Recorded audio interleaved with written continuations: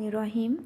Lecture of chemistry for 9th class. Today we will learn about the symbols and valency. Okay students, we need to know that what are symbols. So symbols are the abbreviations for the name of elements. A symbol is taken from the name of that element in English, Latin, Greek or German. If it is one letter, it will be capital, as H for hydrogen and N for nitrogen and C for carbon. In case of two letters, only first letter is capitalized. For example, Ca for calcium. In case of Ca, C will be capital and A will be smaller. And in case of sodium, Na, N is capital and A is smaller. And in case of chlorine, C will be capitalized and L will be smaller.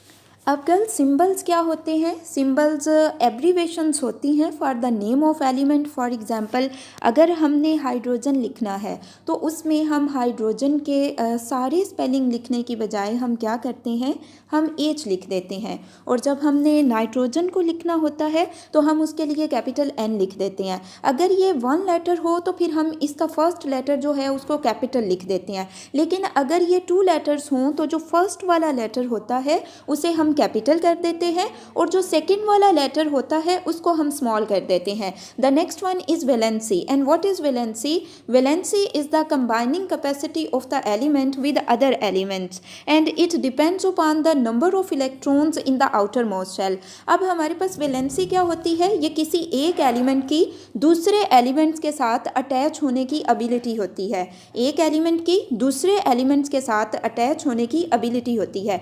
But in simple covalent compounds, valency is the number of hydrogen atoms which combine with one atom of that element or the number of bonds formed by one atom of that element. For example, the following compounds. अब ये आप देखें, ये आपके सामने कुछ examples given हैं. अगर आप सिंपल कोवलेंट कंपाउंड्स की बात करें तो इसमें वैलेंसी को हम क्या कंसीडर करते हैं कि वो नंबर ऑफ एटम्स जो कि एक एटम के साथ अटैच होते हैं. फॉर एग्जांपल, जिस तरह से ये कार्बन है, इसके साथ 4 हाइड्रोजन एटम अटैच हैं तो इसकी वैलेंसी क्या हुई? इसकी वैलेंसी होगी 4. इसी तरह से ये आपके पास नाइट्रोजन है सेंट्रल एटम और इसके साथ 3 हाइड्रोजन एटम्स अटैच हैं. इसका ये मतलब है कि नाइट्रोजन की वैलेंसी कितनी है? 3. इसी तरह से ये हमारे पास वाटर की एग्जांपल है और वाटर में सेंट्रल एटम ऑक्सीजन है और इसके साथ 2 हाइड्रोजन एटम्स अटैच हैं. इसका ये मतलब है ऑक्सीजन की क्या वैलेंसी हुई? 2. But in case of simple ionic compounds, valency is the number of electrons gained or lost by an atom or of an element to complete its octet. Elements having less than 4 electrons in their valence shell prefer to lose the electrons to complete their octet. For example, atoms of sodium, magnesium and aluminium have 1, 2 and 3 electrons in their valence shells respectively.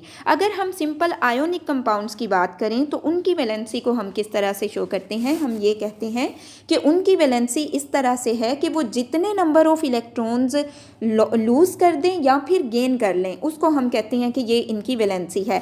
For example, अगर आप देखें तो sodium के valence shell में 1 electron है, magnesium के valence shell में 2 electrons हैं, एल्यूमिनियम के वैलेंस शेल में 3 इलेक्ट्रॉन्स हैं. तो सोडियम अपना ऑक्टेट पूरा करने के लिए अपना 1 इलेक्ट्रॉन लूज़ करता है, मैग्नीशियम 2 इलेक्ट्रॉन लूज़ करता है और एल्यूमिनियम जो है वो अपने 3 इलेक्ट्रॉन जो है वो लूज़ कर देता है. तो इस तरह से इनकी वैलेंसी क्या होगी? सोडियम की 1, मैग्नीशियम की 2 और एल्यूमिनियम की वैलेंसी होगी 3.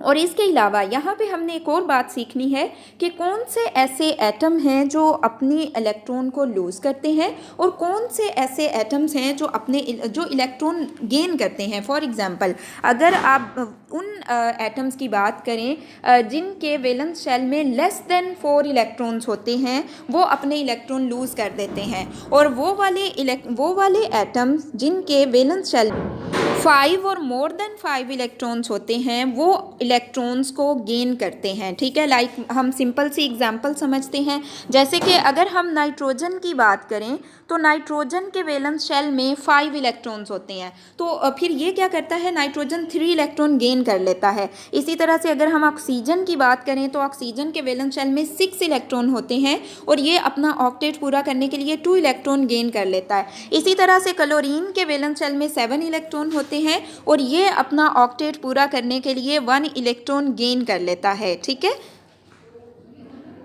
Now students, we will discuss that some elements show more than one valences and they have variable valences. For example, in ferrous sulfate the valency of iron is 2, but in ferric sulfate the valency of iron is 3.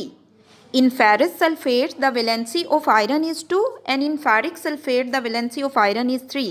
And generally the Latin or Greek name for the element is modified to end in us for the lower valencies and to end in ik for the higher valencies.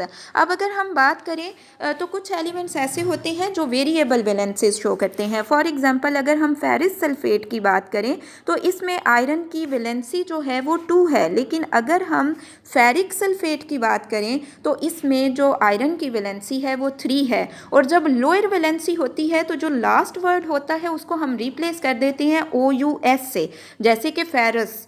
और जब higher valency होती है तो जो last word होता है उसको हम रिप्लेस कर देते हैं IC से, जैसे कि ferric. Now students, mark the question related to symbols and valences. So the question will be differentiate between symbols and valences. The answer of this question will start from here.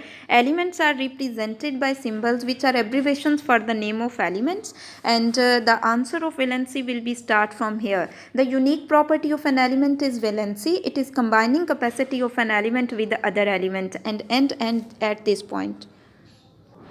अब Urdu medium वाले students question mark कर लीजिए। तो आपको जो यहाँ से question आएगा वो ये है कि फ़र्क सिंबल्स और वैलेंसी में फ़र्क करें। तो इसका आंसर आप यहाँ से यहाँ तक लिखेंगे और एलिमेंट वो जो वैलेंसी है उसका आंसर आप यहाँ से यहाँ तक लिखेंगे।